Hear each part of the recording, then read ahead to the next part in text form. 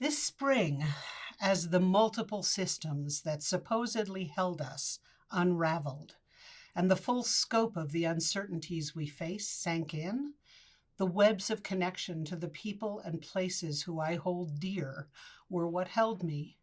Sacred circles, now on screens in rectangular windows, knit me tenderly to my closest beloveds, elders, and to my now deceased parents' families that I now feel even more tethered to.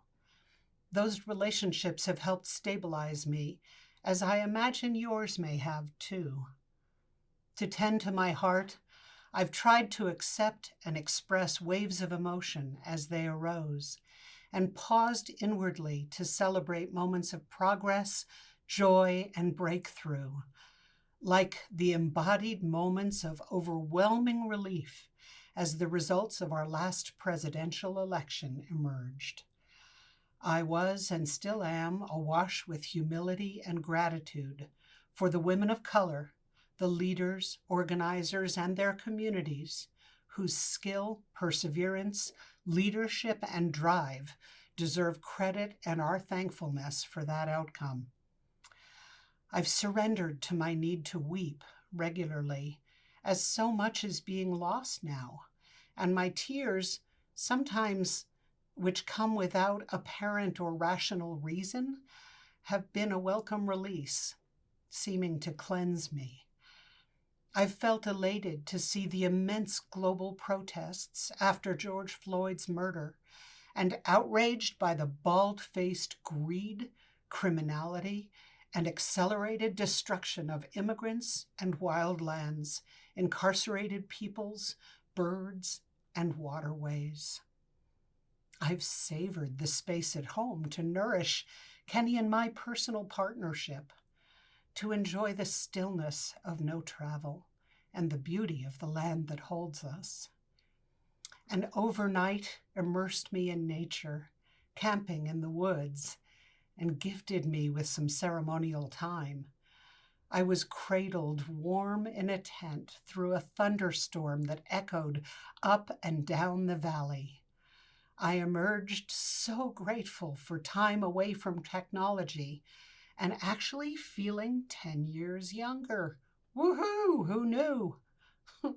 To nourish my mind, I've deepened my learning about social healing and about historical cycles of disruptive change and pandemics. I've oriented myself toward a longer time perspective, recognizing that the scope of change we face will require a marathon from us all. I've tried to understand the apparent insanity of our twisted remains of a culture while cultivating an eagle's eye long view. And to care for my spirit, I've invited connection with ritual, nature, and grandmother and ancestors. My mother left this life last year. I still can't believe it. And when I ask her, she reminds me to live juicy, take risks, stay soft, create beauty, and dance. I'm also trying to listen for guidance from some of the many people and other species leaving embodied life in this time.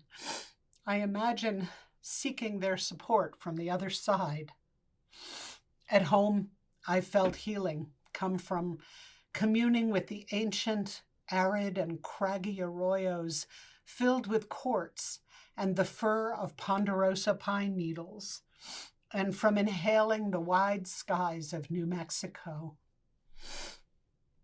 This year, what's emerged most strongly and burns bright in my heart is a profound and deepening commitment to the health, sovereignty, worldviews, traditional ecological knowledge, healing, and allyship with Indigenous peoples.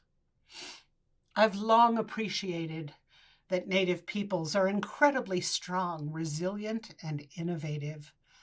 From historical genocide, theft of ancestral lands, forced relocation, and Indian residential schools to present-day unequal access to healthcare, education, missing and murdered women, and voting access, they have managed to survive and thrive.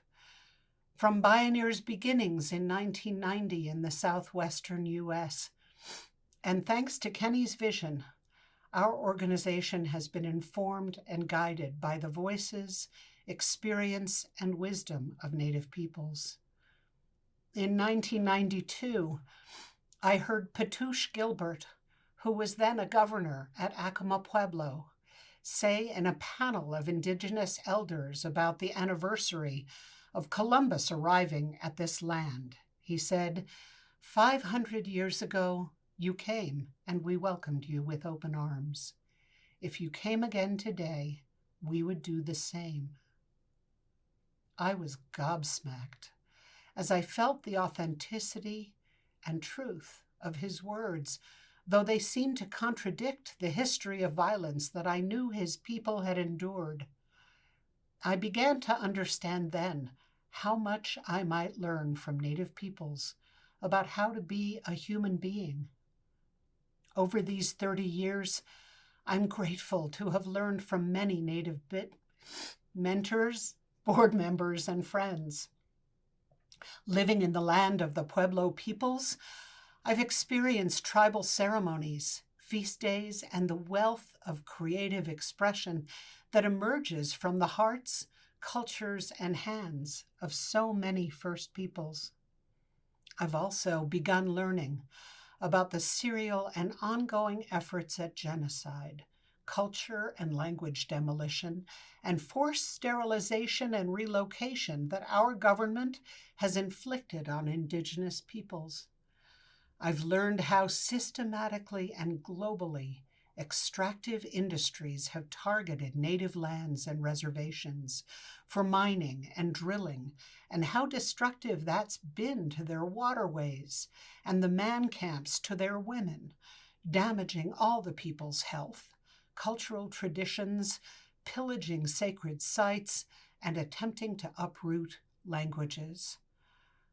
I've witnessed the systemic, substandard, and inadequate health care, lack of fresh food and water, jobs and schools that plague many Native communities and create pre-existing conditions, all of which have rendered the COVID virus more deadly and destructive for them. When the pandemic first hit, I was thankful to be a bridge for generosity and caring for some whose suffering from extremes of poverty, rural distance, poor health, and intergenerational trauma was worsened by the virus. Academics call it pro-social behavior, acting to benefit another or others. I call it heart-centered leadership and practicing right relations. When COVID-19 began, an opportunity emerged to provide tangible support where it was greatly needed. A dear friend asked me where to give resources to support Native peoples, and especially elders, through the pandemic.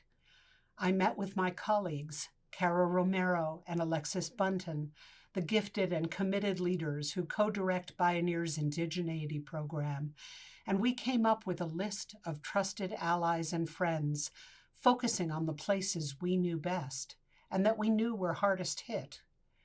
Then our list attracted caring donors who gifted us some funds to distribute. Because of our abundant relationships throughout Turtle Island and even globally, we were able to send checks, mostly directly person to person, to support families in rural areas to access food and water, and to help protect elders and culture bearers. Alexis also attracted a grant from Google to gift tablets and iPads to some of the Native youth she works with to aid in their homeschooling. Do you know that 40% of Native kids in this country don't have access to technology for school or connecting? At the same time, I've seen that within this country are hundreds of sovereign nations that are immensely wealthy in cultural resources and traditional knowledge. Some of their languages, traditions, and knowledge systems are held precariously by a scant few esteemed culture bearers and elders. I've explored the wisdom of traditional ecological knowledge, or TEK, which are indigenous ways of being in right and sacred relationship to the elements of life, to fire, land, air, and water. For example, witnessing the skills of dryland agriculture and of adapting seeds to survive through droughts, I've understood how vital they will be for all of us in the years ahead as the climate crisis worsens and Earth becomes hotter and drier. I know that any quest to learn to live in a regenerative way ecologically has to begin by learning respectfully from what our native relatives have known for millennia. I'm acutely aware of the need to remain culturally humble about how much I don't know. And please understand, I'm mindful of the dangers of cultural appropriation, and I'm not aspiring to nativism or any kind of white savior stuff. My intent is to share my heart's commitment in hopes that you may be sparked to join me in it. Thankfully, all of my previous callings coexist well with this one. As I've worked with diverse women visionaries and changemakers over these many years, it's often been the perseverance, truth-telling, and unshakable stands of women from many of our most marginalized communities that have inspired me the most. And as we turn toward rebalancing the deep feminine and masculine within ourselves, and also in our organizations and institutions, prioritizing connection over task or goal, leading from the heart, listening more than speaking, honoring the need for healthy cycles, and integrating our full humanity into our collaborations, we'll be so much better able to sustain our efforts joyfully for the long work ahead. To many Native peoples, nature is sacred, and nothing is harvested without first receiving permission and offering gratitude and reciprocity, or giving back. Mother Earth is seen as female, and there's an understanding that what we're doing to the earth, we're also doing to women and vice versa. When I looked for an example of a society where women are honored and treated with equality, I found it in the Haudenosaunee, or Iroquois Six Nations.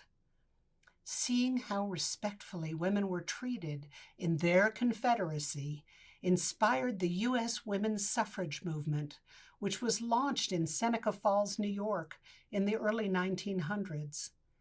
As Chief Oren Lyons, faith keeper of the Iroquois Six Nations, tells it, the Haudenosaunee were instructed by the peacemaker hundreds of years ago that since the earth is female, the women will be in charge of the earth, land, life, and water. The men would be responsible for fire and energy and the balance. The combination of male and female necessary to bring forth life was seen as fundamental, so great care was taken to maintain that balance. In their matrilineal culture, since the women are in charge of life, they raise the leaders and govern the families. The women select the chief after observing the boy children from a very early age to see which of them has the qualities needed to lead the people. And the women of their longhouse have the authority to rescind the chief's leadership if he's not doing a good job. Imagine if this country worked like that. Thankfully, this year, with leadership from the Indigenous and Black women, young people, and communities of color, perhaps we finally are beginning to head in that direction. May we be bold, resolute, forthright and strategic, integrating the power of prayer, ceremony, and ritual in demanding the systemic change and cultural repair our future vision, the climate, and the health of the whole requires. May we advocate for the voiceless among us, for the finned, feathered, and furred, for the plant people and the fruitful fungi, and for the many, like the whales, whose voices we have yet to understand, that their habitats and wildlands may regenerate to shelter and renew them. May we practice fierce compassion, cultural humility, forgiveness, and kindness, connecting locally, inwardly, and more deeply to strengthen ourselves and help to heal our relationships with Mother Earth, with each other, and with all of our living global communities and kin. Thank you.